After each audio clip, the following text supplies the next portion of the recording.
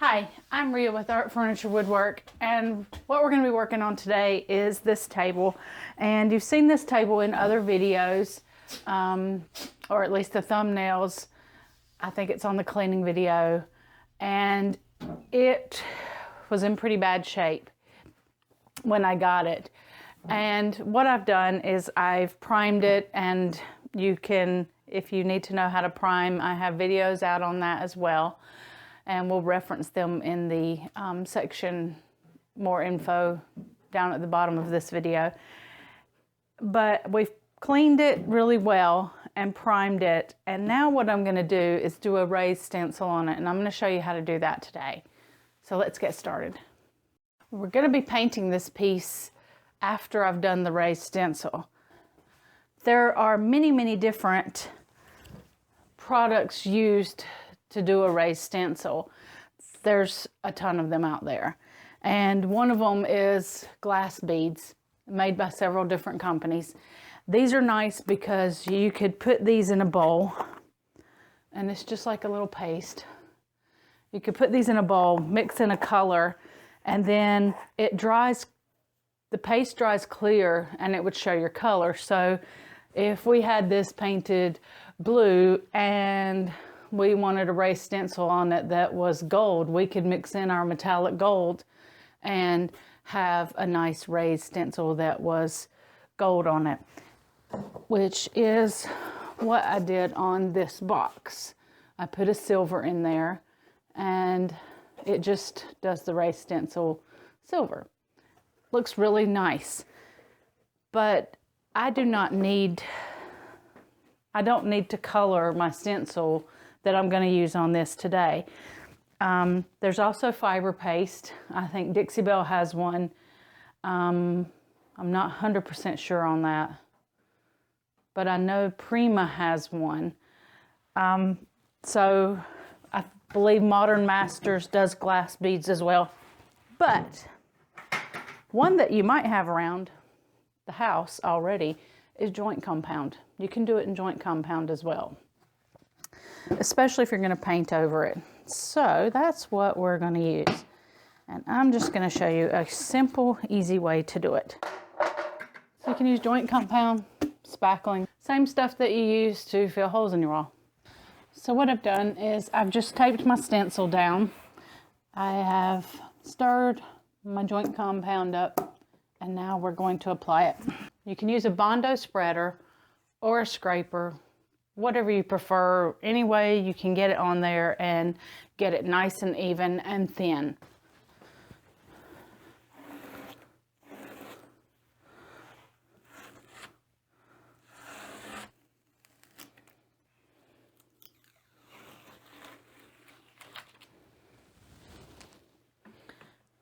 Now that's hard to see, but it is lovely. So we'll just let this dry, and then we'll come back and we'll do these sides. Be sure to wash your stencil off in between each use. Anything that's not perfect or went over, you can just use your finger and clean that off. We've let this dry overnight, and we did the center raised stencil on it. So now that it's dry, we can now do both sides at the same time without worrying about smudging each other. So it kind of saves a little bit of time there. I'm just going to line it up, and then a little bit of tape, and then we're just going to get our drywall mud again, just like we did for the first bit, and smear it on.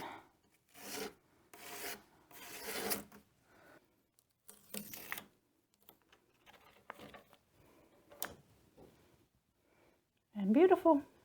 This one's a little bit trickier because I'm going to have to go in here and kind of hold my stencil down when I'm doing this edge over here, which is a bit of a pain. I was hoping that it would line up a bit better than that, but you could always cut your stencil. I just don't like doing that. But they're not expensive, really, in the grand scheme. But I just don't like wasting them if I don't have to. Why put something else in a landfill when I'm trying to save something out of a landfill? So I just like to use them as much as I possibly can before I damage them. So here we go again. I'm just going to push that. Oops. That's the good thing about this. Just wipe it right off. Push that down a bit.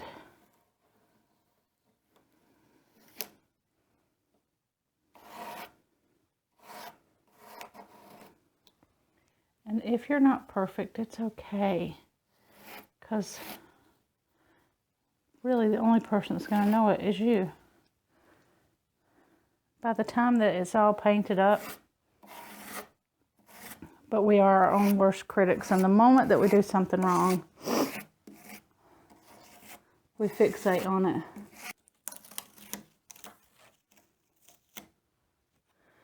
Now when this dries, what we'll do is we'll go back and we'll sand down these high points and it'll be fine.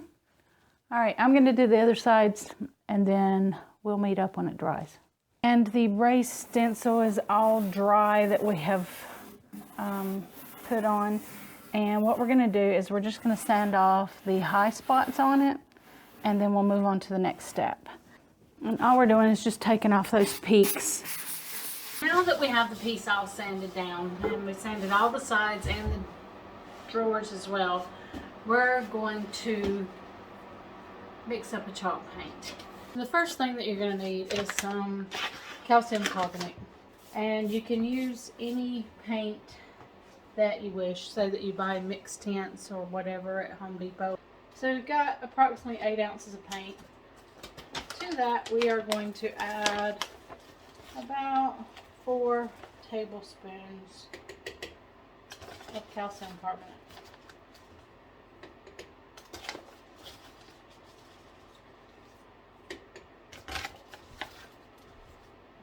Doesn't have to be exact. You're not going to make a big old mess if you're not exactly 4 tablespoons. And then about 2 tablespoons of water. And I love these things because it makes this process so much easier. And then just keep mixing. Just keep mixing until you get all of the calcium carbonate mixed up in there. And now just grab your brush and your spray bottle and just start putting it on. Oh, it's a lovely color. I am going to paint the rest of this and then we'll get to the next step. So we are back the next day and I'm going to show you the paint job on the raised stencil with the chalk paint that we whipped up.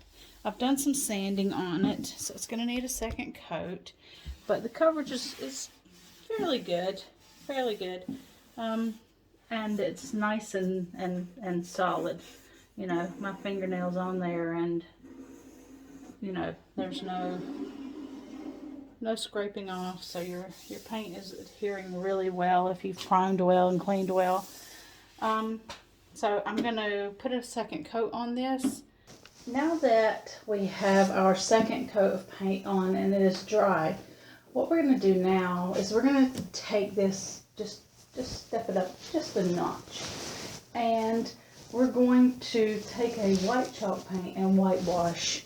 And what that'll do is we'll wipe it back and that'll stick into the grooves of the raised stencil and really make them kind of stand out a bit. Give them a little pop.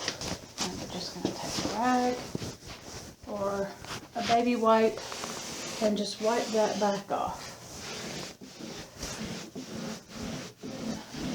And you can wipe as much of this off or as little as you want. It's totally your choice as to how much of this whitewash that you want showing. Whatever you do, just make sure you're kind of consistent with your pressure over the entire piece. Well, this I'm going to break into 2 sections because I don't want one side drying while I'm doing the other. Again, just wiping it back. It's very much like putting on a white wax. And just always remember, it's just paint.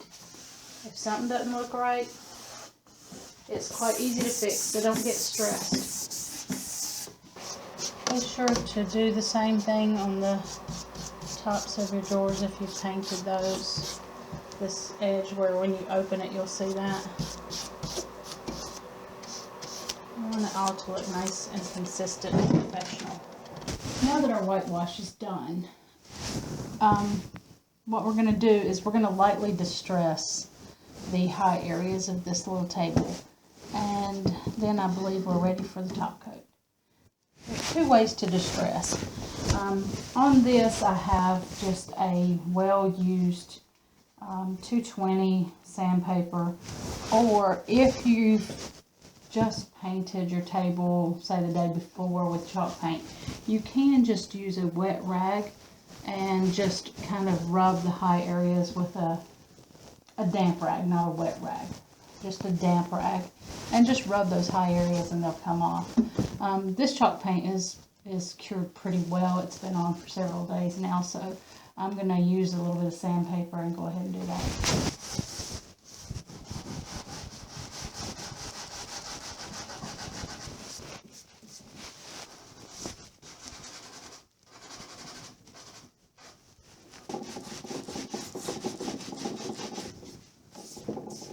The inside of the drawers were pretty bad on this, and I tried waxing them. Usually I like to leave drawers natural so that people can see the wood in them. It looks pretty bad, so what I'm going to do is I'm going to line them. Now this piece was done on a very, very low budget. The piece actually did not cost me anything. My nephew, when he gave it to me, my thoughts were, oh my God, that is the ugliest thing I've ever seen. What am I going to do with that? So what we've done is we have used a Miss Tint paint, which was, I bought the whole gallon, and it was $9 for the whole gallon. Spackling, you can get a pint of that to do your raised stencils for about $5 to $7. A spreader to do the raised stenciling will cost you about $5, maybe $2.50 to $5. Polyacrylic, so a top coat, about $10. Clipping can be done on a very tight budget if you're new to it and you don't want to put a lot of money in a piece, but you need to get some practice, some experience. Then, you know, you don't have to spend a great deal of money to do that, and you can make something quite cute and sellable. But if you've got furniture in your house and you're thinking that you don't like the style, what have you got to lose? Give it a shot redoing it. See what comes of it.